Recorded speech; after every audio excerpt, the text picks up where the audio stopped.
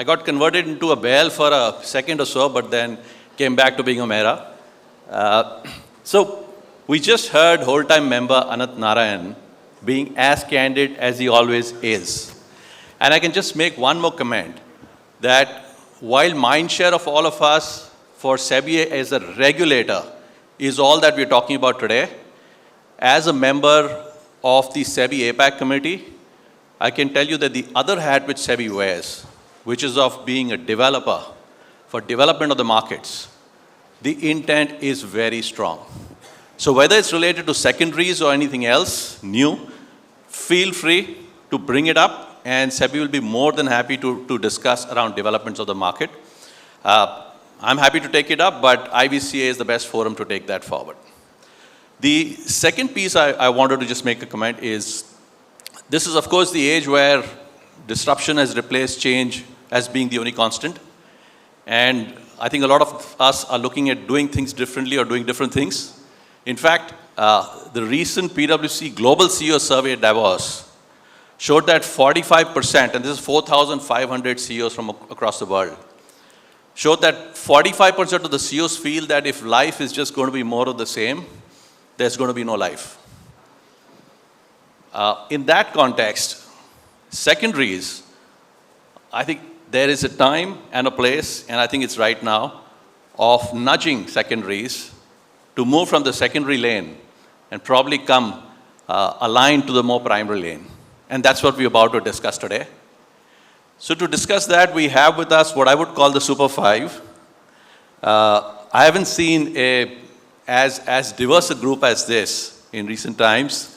We of course have Nicholas, who's based in Hong Kong, but part of Lexington Partners, very focused on the secondary space. If I'm not mistaken, about $75 billion of assets under investment.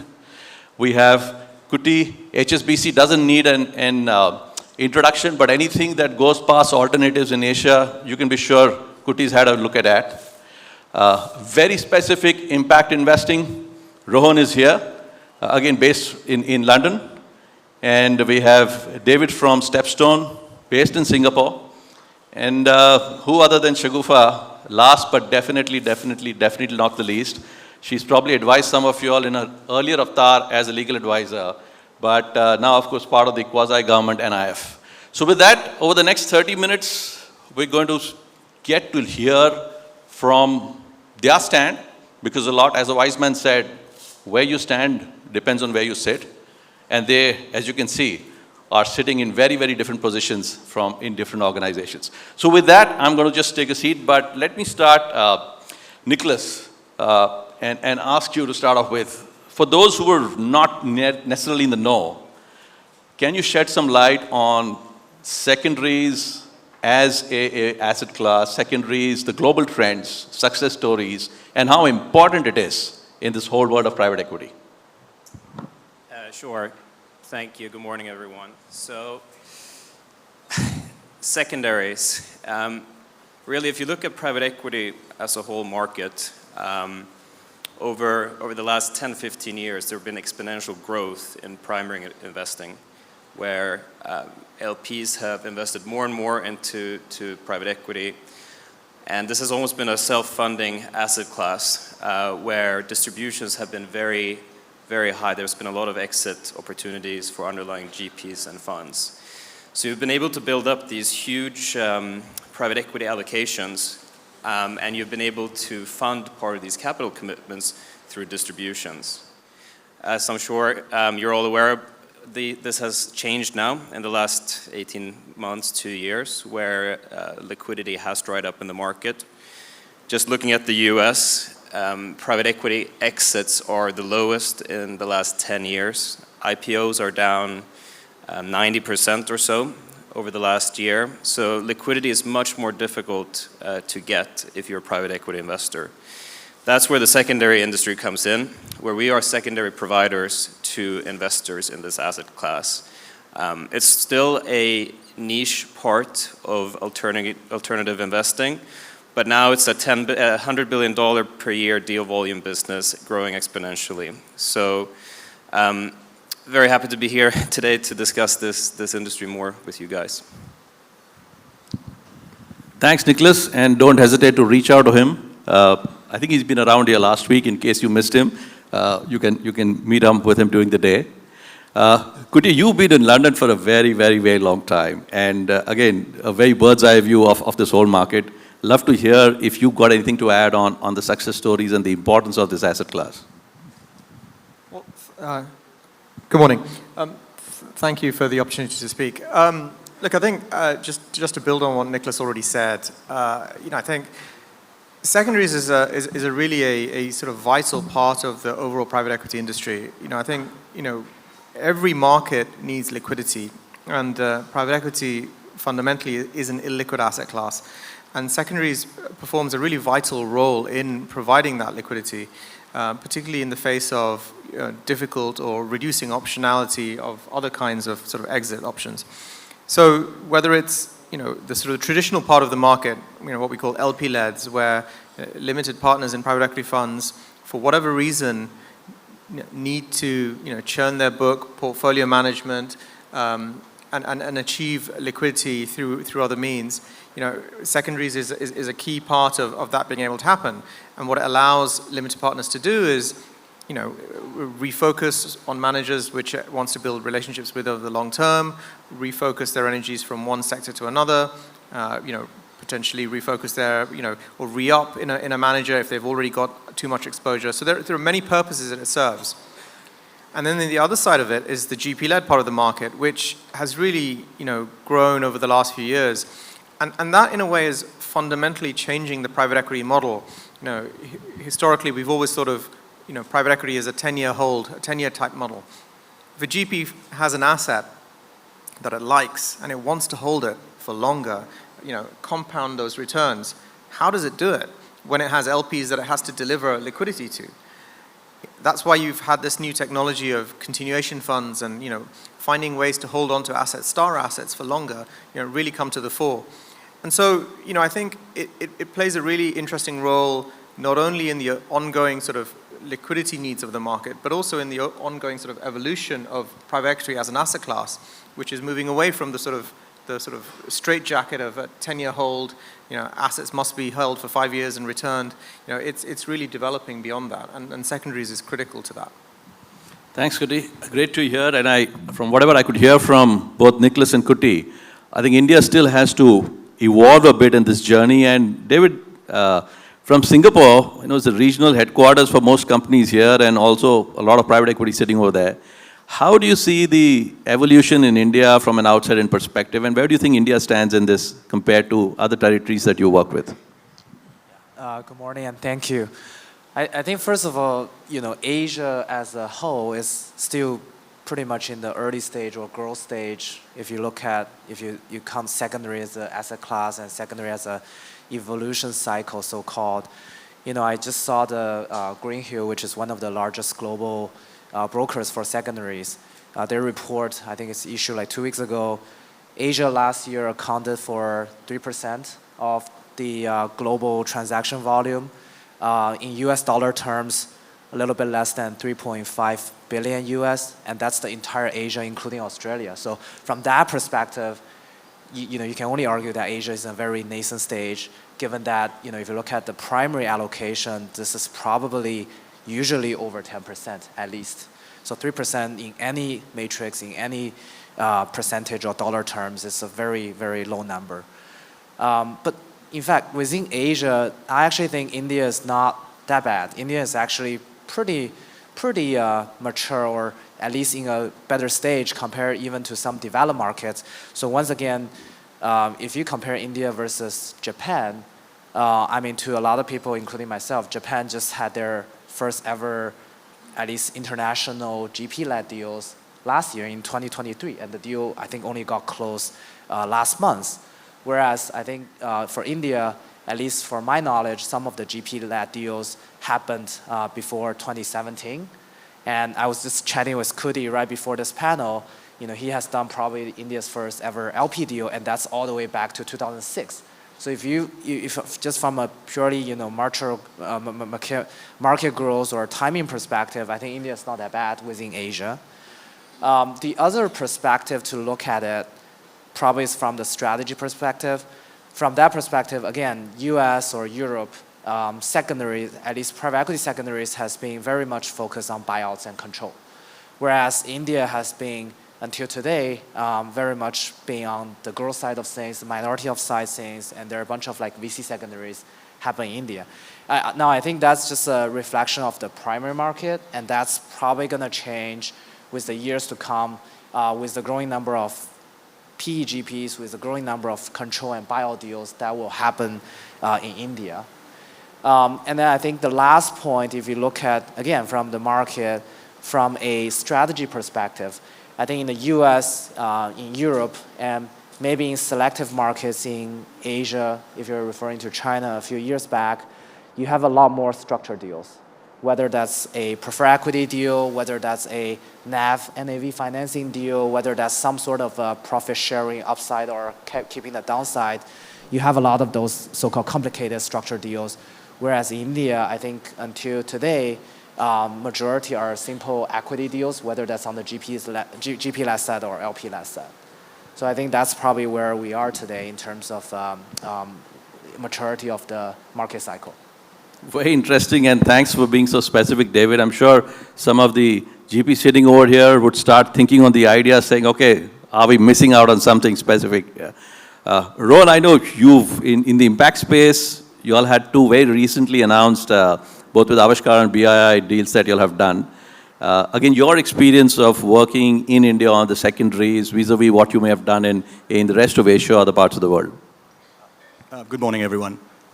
So I think as a global impact investor, one of the things that we look for is understanding where the market most benefits our capital.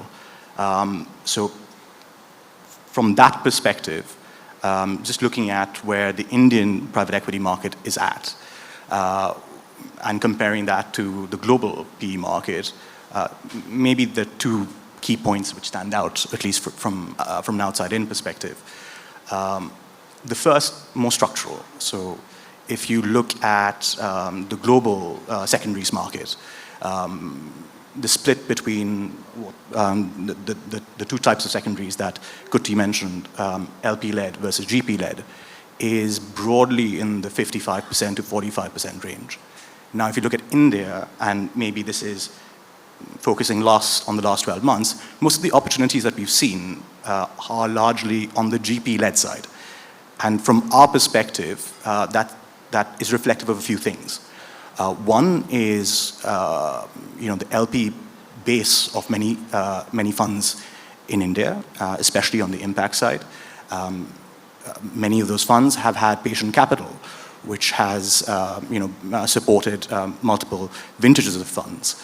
And as a result, having shown some level of liquidity in some of the earlier vintages, there is an appetite to create a stronger LP-led secondaries market, which is just about starting. And to what Gautam mentioned, we recently completed an impact secondary, is how we position it, working with BII to take their LP stake in 3 funds, 1 in India and 2 in Africa. On the other side, on the GP-led side, we sort of are looking at certain vintages of funds, say typically between 2013 and 2018, which are getting to the point where you are thinking of liquidity options and providing a structured, as David mentioned, GP-led vehicle in which both the GP and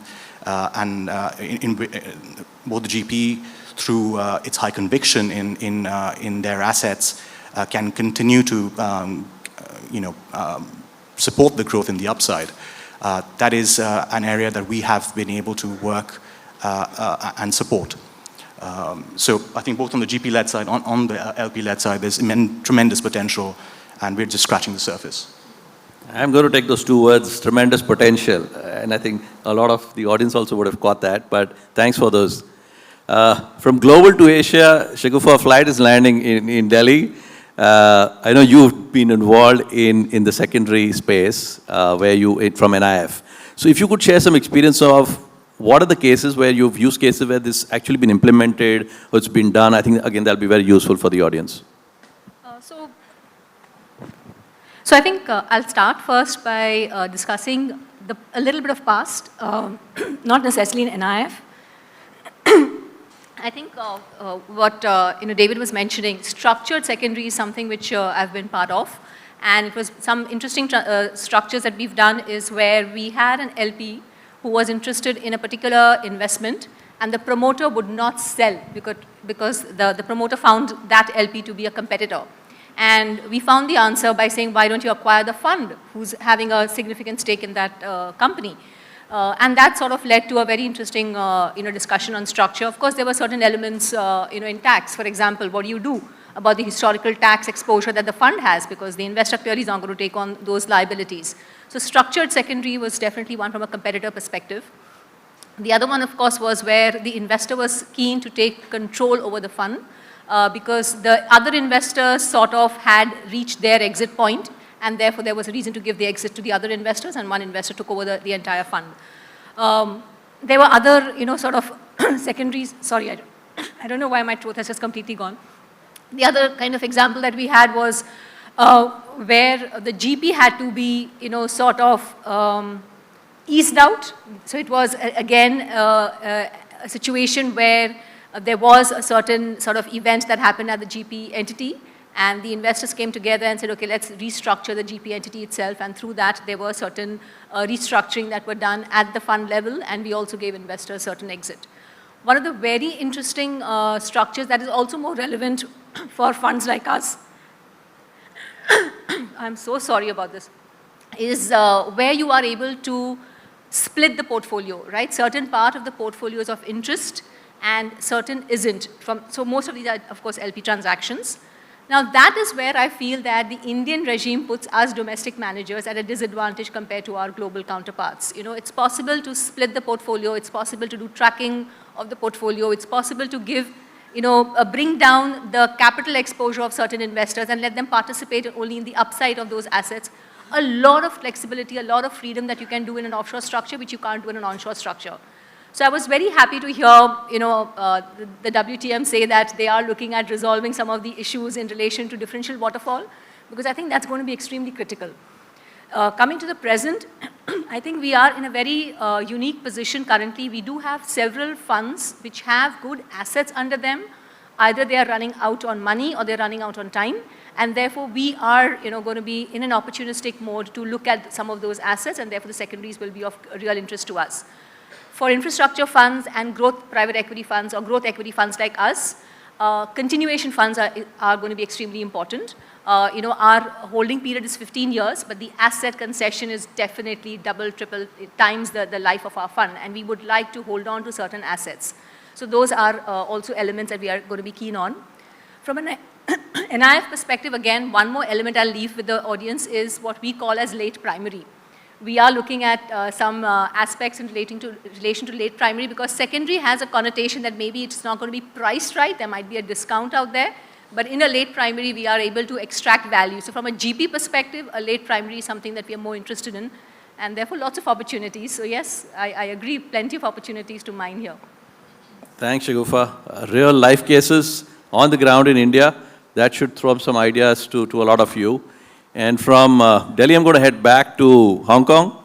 Nicholas, I know you've been in India, and just wanted to get your perspective on specific opportunities or asset classes that you think would be of more interest now. And also if you're seeing any challenges in your interactions that you had here. So I think, David made a good point before saying that on the more GP-led side of the market, we're seeing more things, more opportunities in the VC space and the growth space. Because if you think about India compared to other markets around the world, so I was saying liquidity is quite low in private equity. Well, in India, we feel like it's actually pretty strong liquidity on the more larger end of the market, so the more buyout control space. So there's less pressure to have these alternative exit routes that we provide. But on the growth side and VC side, definitely there's pressure to create liquidity given fund lives and other considerations. I think when we look at Indian opportunities, there are problems that we have to get comfortable with. We invest a global fund, so the transactions that we look at in India have to be attractive when we compare them against deals in the US and Europe, which are done with the top quality managers in the industry, with their crown jewel assets. So to take on that risk in India, we need a bit of a premium in terms of the returns. So deals in India, I think, will require more discount than we see in other parts of the market. Diversification, so a diversified pool of assets rather than single assets, will probably be more easy to get comfortable around. But really, I think it's a bit of a discovery period where even internationally during COVID, we saw a boom of GP-led continuation vehicles. A lot of them didn't trade because the market had to learn. The secondary buyers learned which deals work for us. The sellers and the GPs learned which deals do we have appetite for in the market. That's the stage where we are at in India, but also I think Asia more generally, where we're kind of finding our feet in the GP-led side of this sector. Thanks, Nicholas. Kuti, I know when we were discussing earlier, you had made some interesting concepts about the whole approach towards secondaries, the mentality around it and all, right? Again, I'd love for you to share that with the audience, and also, again, if you'd like to add on to what Nicholas mentioned about specific areas of opportunity as you see them right now in India, and any challenges as well. Yeah, I think, secondaries, if you're going back sort of 10, 15 years, I mean, there was almost a stigma, right? I mean, why are you having to sell a position in a fund? What is the reason for that?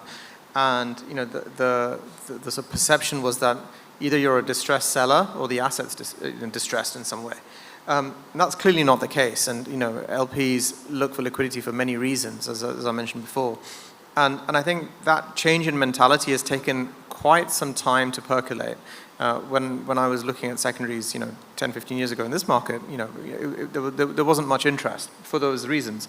And I think, on the GP-led side in particular, it was always felt that GP-led deals happened at the tail end of a fund life when you had an asset left that you didn't have any exit optionality around.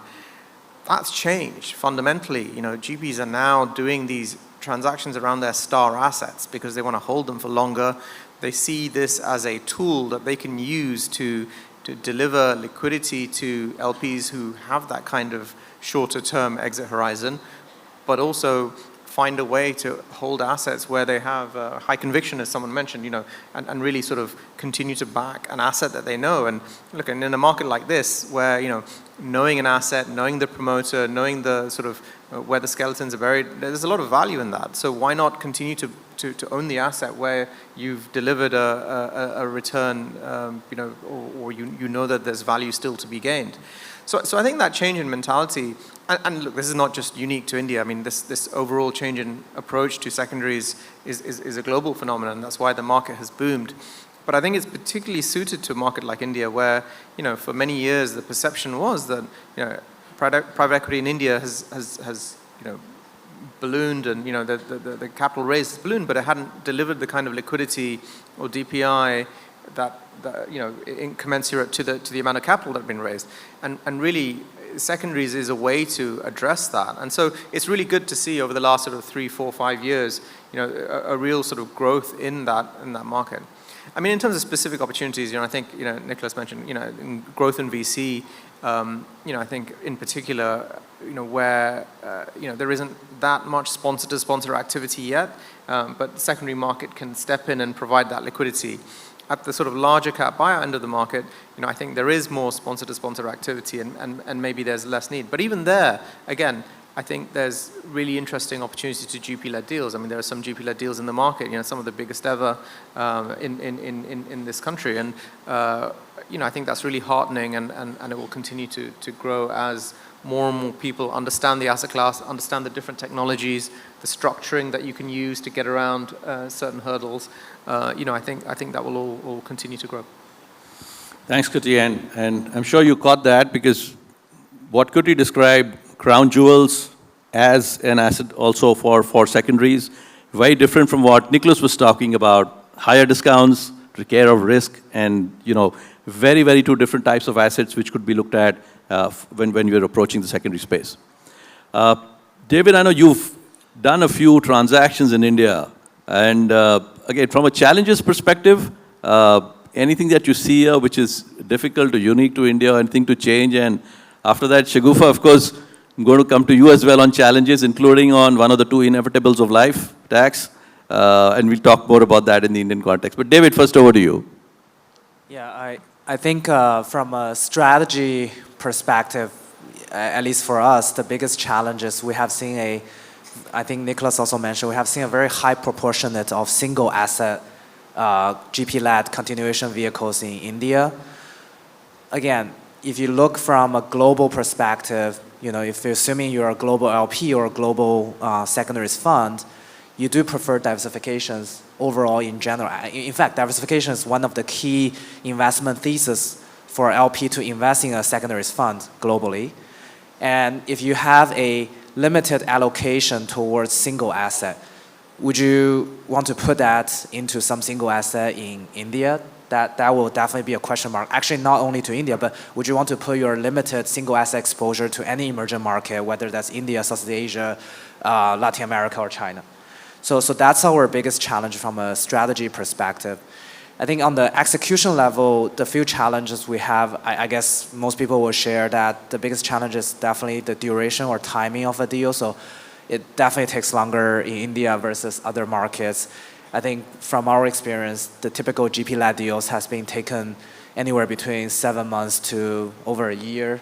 And that's probably longer than some overseas markets. Multiple reasons behind it, whether that's on the execution level, on the legal, finance, tax due diligence level, whether that's on the communication with GPs, because once again, a number of GPs has done this for the first time in India. But I think overall the duration risk has been a little bit too long on the deal level. And then I think some of the other panelists has also mentioned, again, on the execution-wise, the legal part, the finance part, the tax part is a little bit tricky. One thing to start, if you're talking about the withholding tax, exactly what's the amount, how much is that, calculations, tax due diligence, it's very complicated, even for offshore funds. And I don't want to mention onshore funds. I think with AIFs, you have an even more complicated way of calculating that withholding tax or capital gain tax, even at day one. So those are some of the challenges that we're facing in India. And definitely from a market participate perspective, we hope that the regulators or SEBI or whoever can slightly reduce some of the challenges or complications in those executions. Sure. While this may not entirely be in SEBI's domain, all of these stuff, but I'm sure SEBI would be happy to pitch in with whatever they can advocate. But Shagufa, your take. Sure. So I think, yes, structuring of the transaction is extremely complicated as far as the Indian, secondaries options, secondary opportunities are concerned. Tax issues for sure, a transaction between, incoming unit holder and the exiting unit holder. A lot of the unit holders or the exiting unit holders are not even comfortable to give the reps and warranties. How do you get the 281 certificates? How do you do the tax calculations? All of those aside, I think what gets more complicated is when the asset has already come into carry. So how do you address the carry issues for the GP? And that's where the entire tussle happens. So whether it's GP-led or LP-led transaction, I think a fair amount of time and discussion is spent on how do you ensure that the carry is protected, is structured, and maybe even a part of it is given to the GP upfront. I think what I mentioned also was a waterfall. It's very easy to do some of these structuring when you're doing an offshore vehicle, but it's extremely difficult to do it in an Indian AIF. And we obviously have a couple of consultation papers, couple of discussions already going on the co-investment discussions with SEBI. In some of the secondaries, we like to put in follow-on capital into the portfolio, and which we cannot do. So whether you can then structure it through a side pocket, through a co-investment pool is something which would be helpful. But of course, our current regime asks us to go to the PMS regulations, which is a completely different ballgame, and it's a nightmare out there. I think other element is, which I had also discussed, and maybe that's something which again we need to take up with SEBI, is squeezing out investors, right? In a secondary transaction, you'll always end up as, whether you're the GP or the LP, you'll end up with certain investors you either don't want or they are no longer relevant in the entire restructured scenario. So today we do not have the ability to squeeze out investors. There is this entire concept of dissenting investors exit, but it becomes very complicated. It's an obligation on the GP. The GP is not willing to open his wallet to give some of these exits. So I think there are these pockets which make structuring a very comprehensive, a secondary or a comprehensive continuation fund difficult. So I think more regulatory, if we can address it. Tax, I understand valuation issues, calculation issues, but I guess, tax comes along with the price that you get at the end. So there is some hope that you might arrive at some solution, but if you don't have regulatory solutions, it just becomes impossible to give a clean opinion even as an in-house counsel. Excellent, and I know Rajat is here, and we'll probably take note of that and pick this up with SEBI. As I think the whole-time member also mentioned, APAC has a voice at the table, and IBC has a voice at the table, so they are looking at it. I know, friends, I've been very selfish. I've got the easy job of asking the questions. I haven't opened the floor to you all. I'm going to open it, but just one question, Rohan, with you. From the cases that you've dealt with recently, right? Any key takeaways or any challenges or stuff that stood out? So the operational challenges we clearly talked about. I mean, from a tax perspective, as a global investor, it's unique in India. I think most of us would appreciate that. But again, like you said, it comes with being an investor in India. I think the other aspects that we probably, from a more positive side, would maybe want to reflect on. The first is that given that it is a relatively nascent space in India on secondaries, there is a fair bit of education on how things work on both sides. And this is probably not the case for when we do deals in the US or Europe, which reflects in the timelines which they refer to.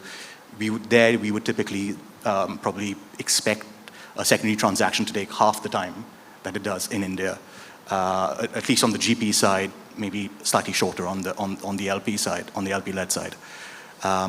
The other point from a positive side to mention is that from an alignment perspective, given India and the funds that we've looked at as an impact investor have a fair few DFI LPs on board, we view secondary transactions as the next evolution in blended finance, where DFIs as existing LPs take on blind pool risk. And then for us as an incoming commercially focused impact investor, then to be de-risked somewhat by the LPs, by the DFI LPs who've come in 5 years or so earlier. So from our perspective, it's a nice combination, and looking at the LP-led side, that also provides a lot more promise. Thanks, Rohan. Very useful. So I have some questions more left for them, but we're running out of, we have 7 minutes left, so we can take a few questions from the floor.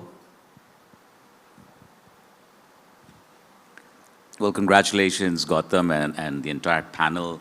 I think you had great commentary. My question is really something that you didn't touch upon, which is fine. But the question is about LP appetite for buying Indian secondaries. The risk return from the perspective of the LP or the party that you place the secondary with. Would love to hear your comments. Well, we've seen a lot of transactions already happening, but open for, and you heard tremendous potential as well, but open for anyone to chip in with any further comments. I can start. I mean, look, I think LP transactions are a great way for an investor who doesn't otherwise have exposure to a GP or to the market to get that exposure through a lower risk sort of approach, right? I mean, if you're buying into an LP, an individual fund where there are underlying assets, you already have greater visibility on what that portfolio looks like. It's lower risk than making a primary commitment alongside a new manager. So, often, you'll see secondary shops using that as a mechanism to get to know a GP or a market. So, I think you've got to look at each situation on a standalone basis. Sometimes it's to get access to a fund which you perhaps didn't underwrite or wanted more exposure to. But again, I think the issue is, certainly we operate and we deploy from a global pool. As Nicholas mentioned, you're looking at and comparing these opportunities with every other opportunity you see in the market. So it's got to meet the risk and return criteria that you're aiming for, but it can have ancillary benefits like getting to know a fund or a market. Any other questions? Yeah, we have one hand raised there behind.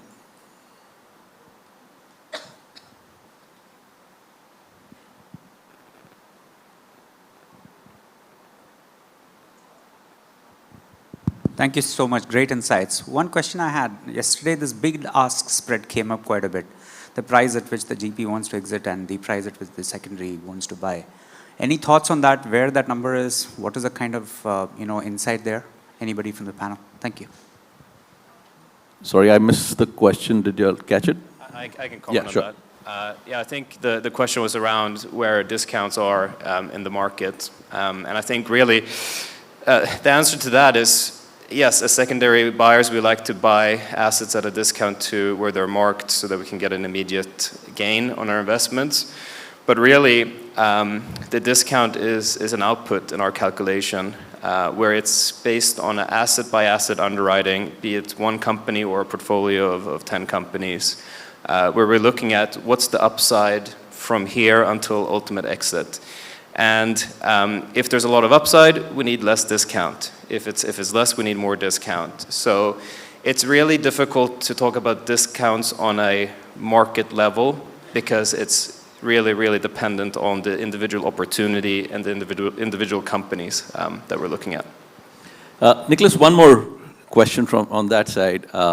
We probably spoke a bit about the SEBI recent directive to funds of saying you need to, if you're towards the end of the fund life, you need to shut it down or now, give an option to dissenting investors to exit. Yeah. So how would that, impact the approach to valuations?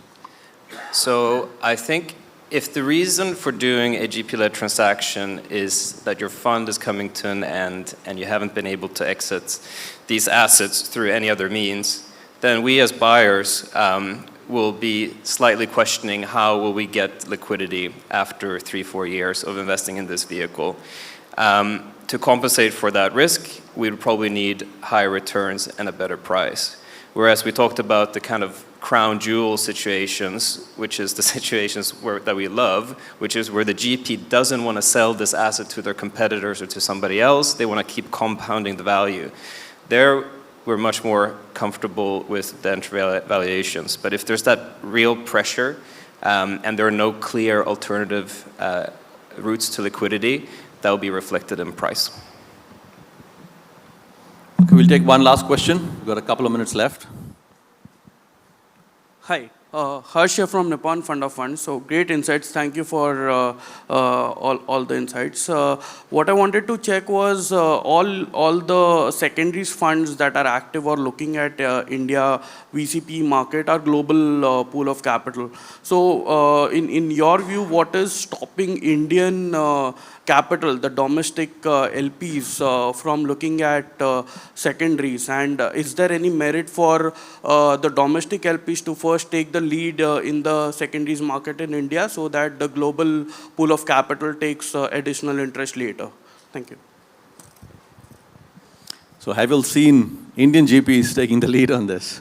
I mean, look, I think that's a great question. And I think as a whole, I think the sort of development of the domestic LP universe in India, needs to continue. And I think a natural evolution is the development of a domestic secondary market. I mean, if you look at the equivalent in China, there's a pretty developed sort of RMB secondary market where you have RMB LPs trading amongst each other.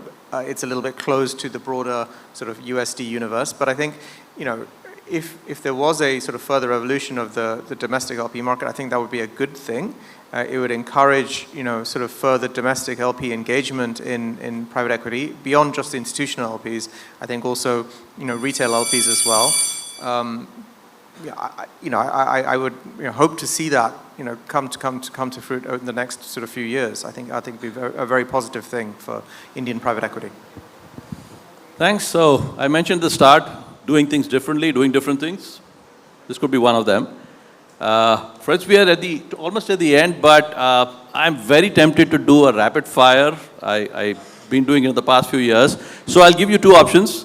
One is to answer a question around secondaries, which is what's the top in your bucket wish list for the Indian secondary market?